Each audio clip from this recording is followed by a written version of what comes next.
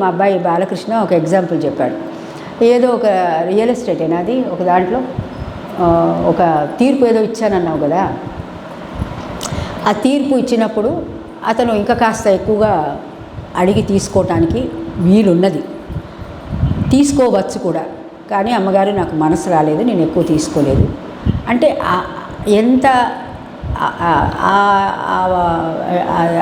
ఆ లిటిగేషన్ అనాలా దాన్ని, ఆ లిటిగేషన్కి ఎంత అవసరమో నేను అంత మాత్రమే తీసుకున్నాను.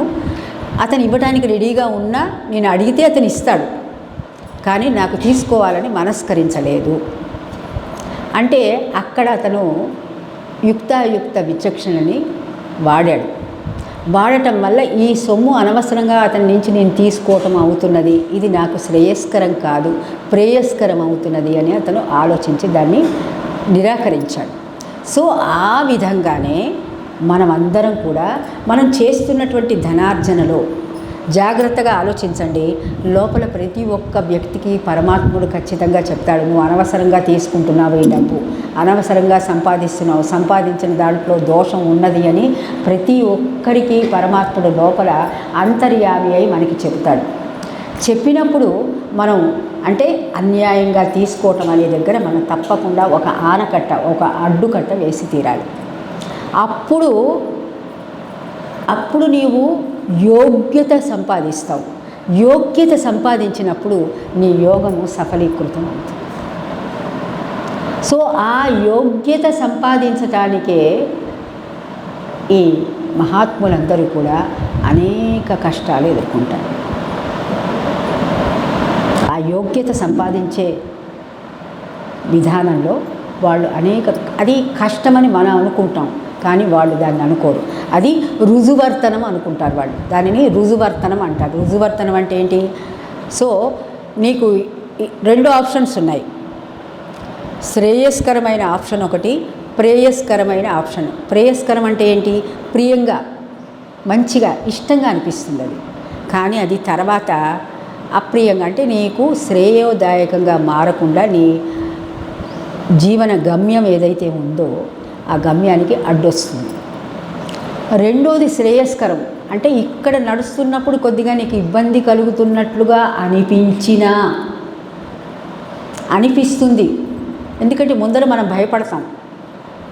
అది మెల్లమెల్లగా మనకి అది దాటుతూ పోతే ఆ పరమాత్ముడు మన వెనకాలే చెయ్యి అందిస్తూ వస్తాడనమాట. చెయ్యి అందిస్తూ వచ్చినప్పుడు అది దాటడానికి మనకి మార్గం సుగమమై శ్రేయస్కరమైన మార్గానికి చివరికి మనం ఏ విధమైనటువంటి అయ్యో మనం నా జీవితాన్ని వృధా చేసుకున్నానే అనేటటువంటి చీకు చింత లేకుండా మనం ఈ సంసారం నుంచి నిష్క్రమించడం జరుగుతుంది.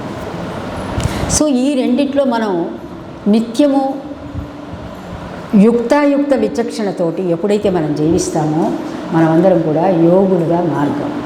సో ఇప్పుడు మనందరికీ కూడా యోగం ఎందుకు కుదరటం లేదు అంటే మనం ఇంకా కూడా ప్రేయస్కరమైన మార్గంలో ఉంటున్నాము, శ్రేయస్కరమైన మార్గంలోకి పూర్తిగా రాలేకపోతున్నాం. అయితే ఒకేసారి అయితే ఇక్కడ మనం నిరాశ చెందక్కర్లా. అయ్యో మనం ఎంత మెల్లమెల్లగా, భగవద్గీతలో కూడా కృష్ణుడు చెప్తాడు, క్షణైర్ మెల్లమెల్లగా, ఒకసారి తప్పుడుగా సంపాదించిన దాన్ని అర్పణ చేసేసేయి, మళ్ళీ ఇంకొకసారి జాగ్రత్తగా విచక్షణ చేసి అట్లా సంపాదిస్తున్నట్లయితే ఆ ఆర్జన దోషం నీకు తగలదు, నీ కుటుంబానికి తగలదు, అలాగే నీ సంతానానికి కూడా ఆర్జన దోషం తగలకుండా వాళ్ళు సన్మార్గం రావటం అంటే ఏంటి? నువ్వు ఎంతో దేశోపకారం చేస్తున్నట్టు. ఒక కుపుత్రుడిని కన్నావనుకో, అంటే ఆ పుత్రుడు విచక్షణ లేకుండా సంపాదించేవాడిని నువ్వు ఈ సంఘంలో కానీ వదిలిపెట్టావనుకో, వాడు ఈ సంఘాన్ని వేరు పొరుగు చేరి వృక్షంబు కాదు ఏంటంటే అది వచ్చా చేరి వృక్షంబు చేరి సాబ అది వచ్చా నీకు నరసింహ, చీడ పురుగు ఏదో ఉంటుంది చూడండి, ఆ వేరు పురుగు వృక్షాన్నే నాశనం చేస్తుంది.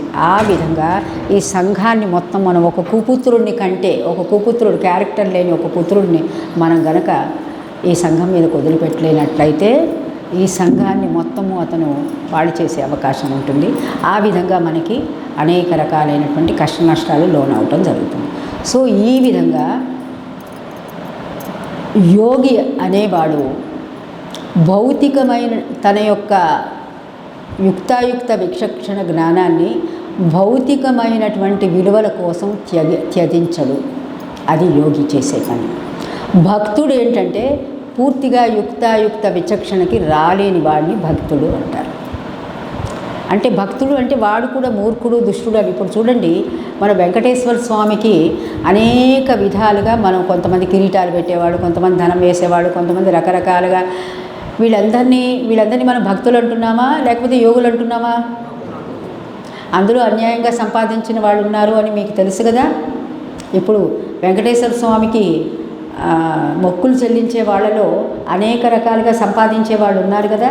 సో ఇక్కడ ఆశ్రమంలో అలా సంపాదించడానికి మీరు యోగ మార్గానికి రావటానికని ఇక్కడికి రాబడ్డారు కాబట్టి నెమ్మదిగా, ఇప్పుడే కాదు, నెమ్మదిగా చేయండి. మీరు యుక్తాయుక్త విచక్షణతోటి సంపాదించి ఆ విధంగా భక్తి మార్గంలో వచ్చి ఆ విధంగా మీరు ముక్తి మార్గంలోకి వస్తూ యోగులుగా, యోగి భవార్జున, చివరికి యోగిగా మారాల్సి ఉంటుంది. యోగోత్తమం అంటే ఏంటండి?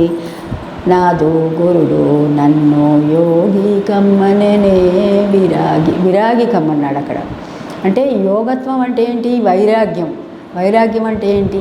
కనిపించిందల్లా దానికోసం పాకులాడకుండా ఉండటమే వైరాగ్యం అనగానే తిండి తినకుండా మానేయటం కానీ, బట్టలు వేసుకోవటం మానేయటం కానీ, లేకపోతే డబ్బులు న్యాయపరంగా సంపాదించటం మానటం కాదు. వైరాగ్యం అంటే అనవసరమైన తడుకు వెడుకుల కోసం అని వెంపర్లాడకుండా ఉండటమే వైరాగ్యం. సో ఎవరైతే విరాగి అవుతాడో వాడే యోగి అవుతాడు.